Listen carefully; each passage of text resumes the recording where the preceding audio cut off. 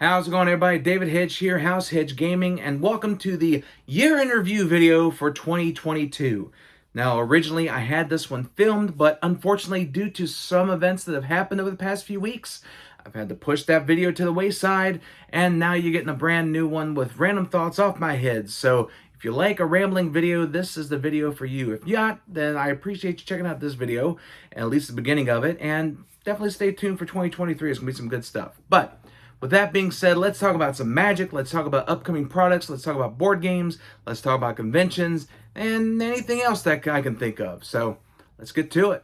Alright, first and foremost, let's talk about the big elephant in the room, Magic's 30th anniversary, and what has become of it so far in the year 2022. Now, there's been a lot of good, there's been a lot of bad, and I'm not one of those that are going to harp on the bad like a lot of these other people have, but I will point out good ideas and the bad ideas.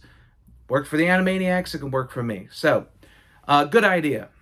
Promos at the pre-releases. There's extra promos representing each year of Magic the Gathering's existence. Cool idea. The only problem is, not a lot of the promos for the higher sought after ones. Players are not able to get them. And I know you want it to be scarce, but at the same time, you're celebrating Magic's 30th anniversary. Let the players be able to get some of those a little bit easier. That may be a wild thought on my end, but you know what? It might pay off. Good idea. The advent calendar that you had for Secret Lair, for Hasbro and Wizards. It's a great idea. Having an advent calendar, individual packs you can open up, counting down the days of the Christmas and days to the new year. Unfortunately, though, it was only available for 10 minutes, and then it went off sale. It was sold out.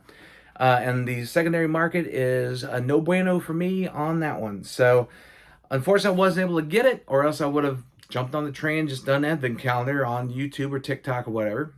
But it was a great idea. Hopefully, Wizards does it again for another, like a year in review product in 2023. Who knows? I mean, you got a lot of product lines coming out. You could do it. Unfortunately, you could do it if you have the product lines that you had this year. Which, let's go into that. So, good thing, the sets for this year, a lot of them hit it out of the park. Dominaria United was really good. Brothers War, a fantastic set. Even though it's in February for Magic, really like how Phyrexia all those ones getting ready to be shaping up. But unfortunately, players are not getting the packs and getting the cards that they would like to get because there's been a deluge of products over the past year. We've had 70-some Secret Lairs. We have had multiple secondary products.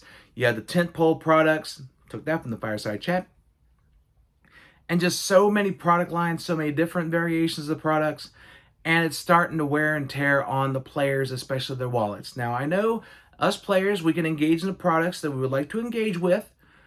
But there comes a time when we need a breathing room to be able to digest what's coming out. So I know it can't happen in 2023, but I'm hoping for 2024, Wizards and Hasbro goes, hey, we need to take it back a little bit. We need to give players a chance to breathe.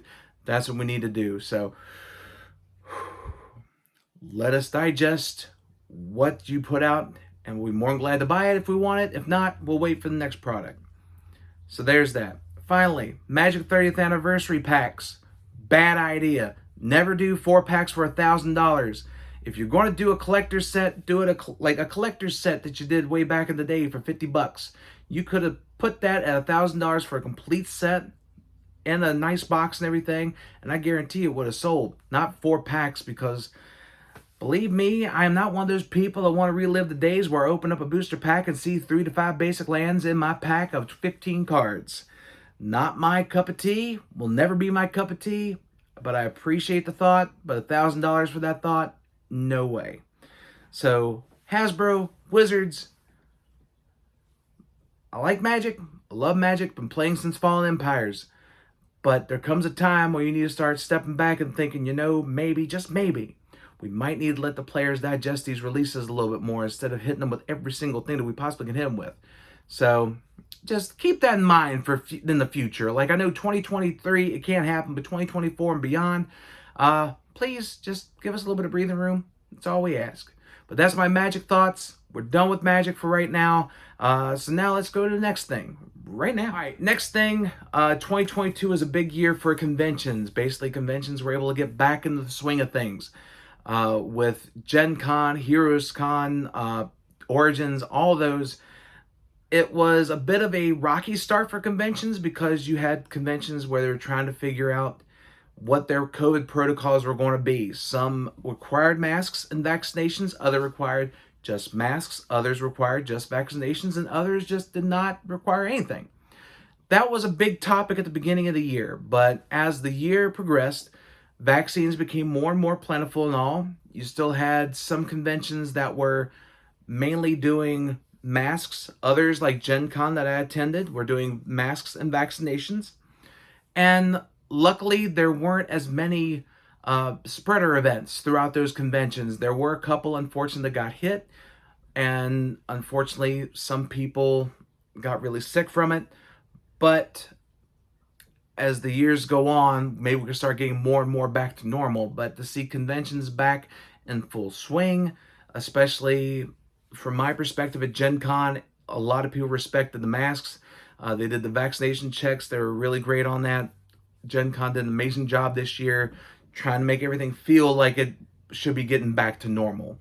And speaking of Gen Con, next year I'm going to try and work for True Dungeon. So True Dungeon, if you want somebody to help coordinate a fight scene or something, to help like with a barroom fight or whatever, or if you just want a guy that can talk a whole lot and greet a lot of people throughout the weekend, definitely give me a call. I sent my application in, so you got a wrestler here waiting to hear to see if I can get put into True Dungeon or not. But if I don't, that's perfectly fine. No hard feelings. I'll definitely play True Dungeon again.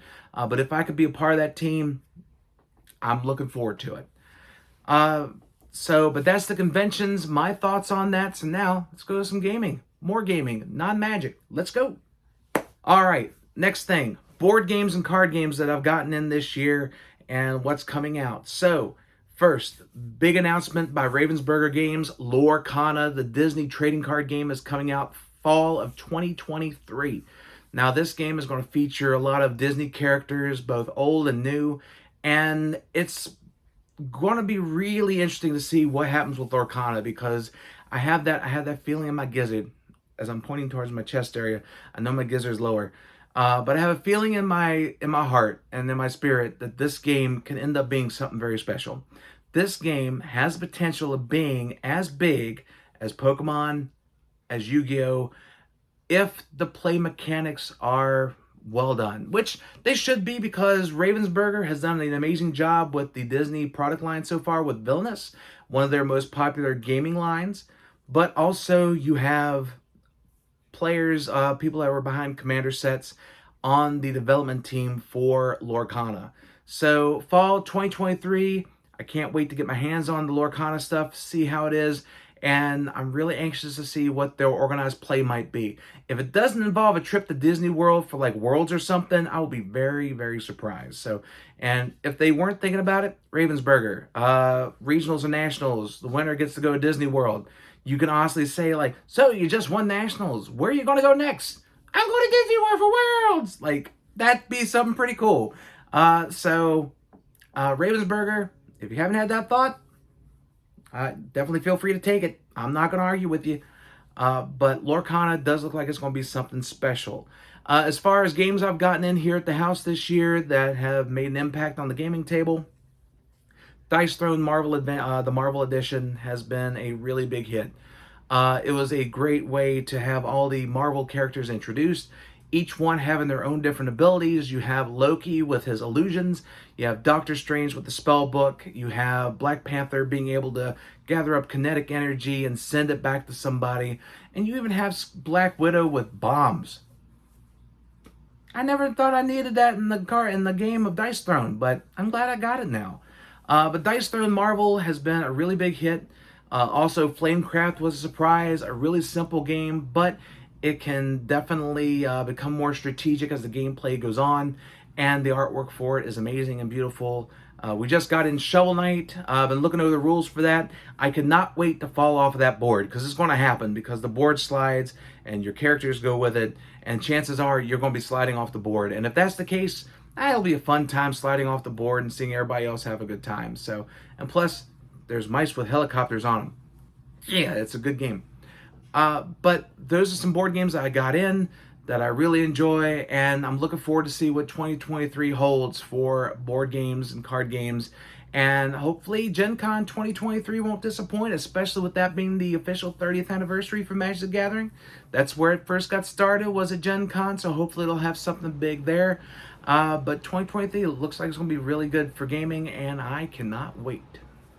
Alright, it wouldn't be a review video if I didn't do a little bit of wrestling for this channel as the heat turns on, because, well, it's wrestling. First off, the biggest thing from this year, it's a lot.